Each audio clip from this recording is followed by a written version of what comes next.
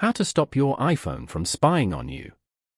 To get started, first of all go ahead and open up the Settings application on your iPhone. Once you're here, scroll down and go to Privacy and Security. Then, tap on Location Services at the top. On this page, scroll down to the very end and tap on System Services. Then, scroll down again and select Significant Locations and Routes. Turn off this feature by tapping the toggle at the top. Again, tap on Turn Off to confirm the action. Next, go back to the Privacy and Security page and tap on Tracking. Here, turn off the Allow Apps to Request to Track option.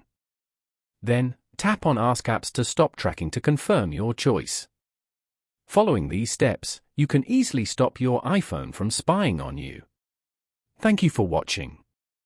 Please leave a like if this tutorial helped you, or leave a comment below if you have any questions related to the video.